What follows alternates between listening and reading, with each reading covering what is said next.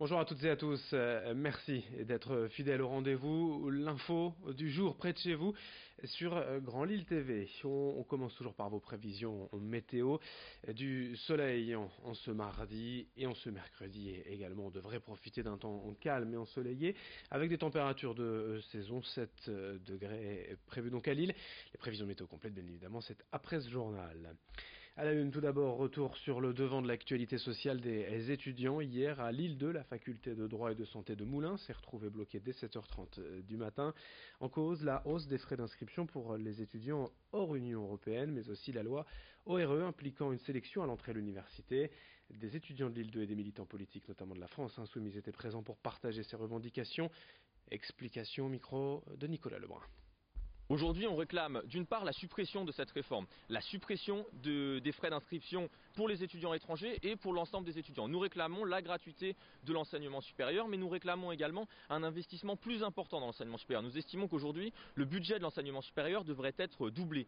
Nous voulons un réinvestissement de l'État dans les services publics parce que l'université publique française ne peut pas se faire sans l'aide de la communauté nationale. Et finalement, ce combat est le même que celui des Gilets jaunes. Le problème, c'est que les riches ne payent pas et que ce sont toujours aux plus pauvres, toujours aux plus précaires de devoir payer. Ce serait aux étudiants qui n'ont déjà pas d'argent et qui, pour la moitié d'entre eux, sont déjà salariés, de payer leur propre accès au savoir, leur accès à la formation, alors que cet effort devrait être réparti sur l'ensemble de la société et que c'est aux plus riches de ce pays de payer les services publics, y compris l'université.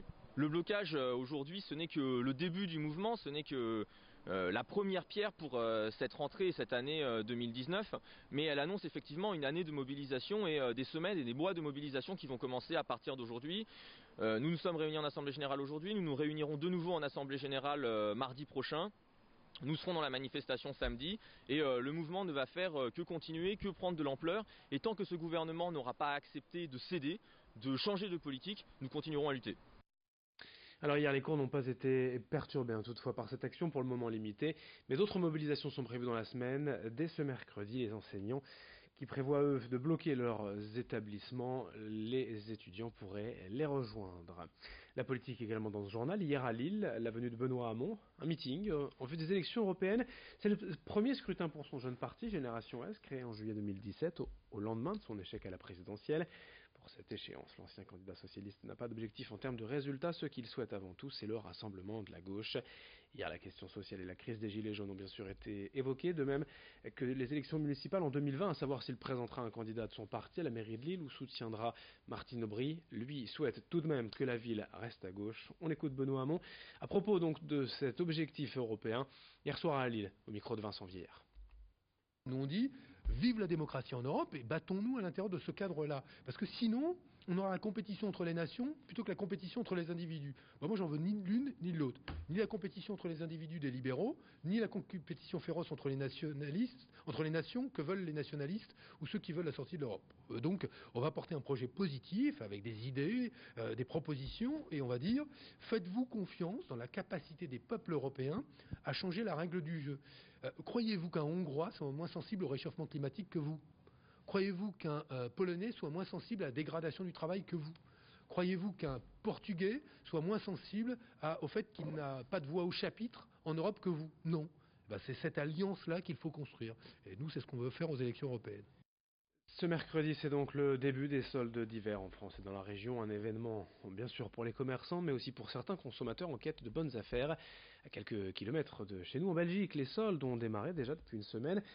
Là-bas, tout comme en France, malgré une baisse de la fréquentation d'année en année, notamment en raison des ventes sur Internet, le premier week-end a été plutôt encourageant du côté de Tournai, avec, comme toujours, bon nombre de Français qui profitent bien de cette avance des soldes pour prendre de l'avance justement sur leurs achats. On écoute Sabrina Madédu, shop manager du magasin JBC au centre commercial des Bastions, donc à Tournai, au micro de Nicolas Lebrun. Agréablement surprise, donc un beau trafic ce samedi, un peu plus mitigé ce dimanche, mais voilà, ouais, on a pas mal de clients, on a encore de très bonnes affaires à faire, donc les clients sont au courant que comme la saison a été très douce, Il y a encore pas mal de stock en magasin, donc ils ont l'occasion de faire de bonnes affaires. On n'a plus cette grosse foule qu'on avait il y a quelques années, ça c'est un fait certain, mais l'avantage c'est qu'on a encore des clients qui apprécient de venir en magasin. Nous on est quand même un magasin qui conseille énormément et qui essaye d'aider un maximum la clientèle, donc là-dessus voilà, on sent qu'ils ont quand même besoin encore de nos conseils avisés. On a un beau panel de clients français, on a vraiment ceux ici à proximité, mais on peut aller vraiment au niveau de Lille, au niveau de Valenciennes aussi. Les clients, l'avantage, on est en shopping, donc les clients prennent vraiment le temps et passent toute la journée dans le shopping, donc c'est assez chouette. Ouais. Puis c'est une autre clientèle, nous on a une marque belge qui ne se retrouve pas en France, donc c'est un avantage, je vais dire, voilà, il y a une certaine exclusivité pour les clients qui achètent chez nous que les articles ne se retrouvent pas en France. On termine cette édition avec une première dans l'histoire de la région, l'aboutissement de près de 8 ans de travail et de collecte. À mi-décembre, l'Institut de la langue régionale flamande a présenté son tout premier dictionnaire du flamand occidental. En tout, on y trouve près de 23 000 entrées, 12 300 mots flamands, 5 500 expressions, rassemblées sur 672 pages. Le flamand occidental, c'est le nom officiel de la langue régionale parlée dans le Nord, validé par le ministère de la Culture et l'UNESCO depuis 1999. Le flamand occidental compterait environ 50 000 locuteurs, mais la transmission aux jeunes est assez faible. Ce dictionnaire franco-flamand doit donc permettre un meilleur apprentissage. Explication recueillie pour nous par Margot Sailly. Le flamand occidental a été une promesse de campagne de Xavier Bertrand.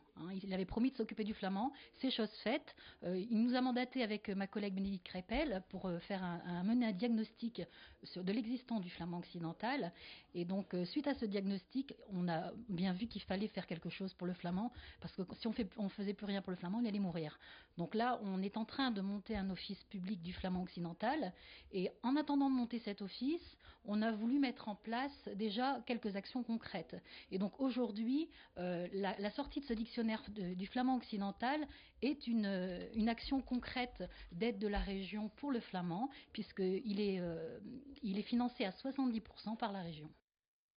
Juste un petit mot de sport, on connaît le tirage au sort des 16e de finale de la Coupe de France. Je vous rappelle que le LOSC s'est qualifié ce lundi soir en battant Sochaux 1-0. Lille qui ira donc affronter 7 équipes de National 2, la 4e division.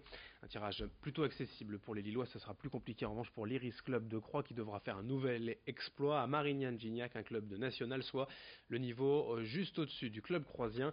Match des 16e de finale de la Coupe de France les mardis 22 au mercredi 23 janvier prochain. Fin de cette édition dans un instant. D'autres infos bien sûr à suivre, notamment vos prévisions météo.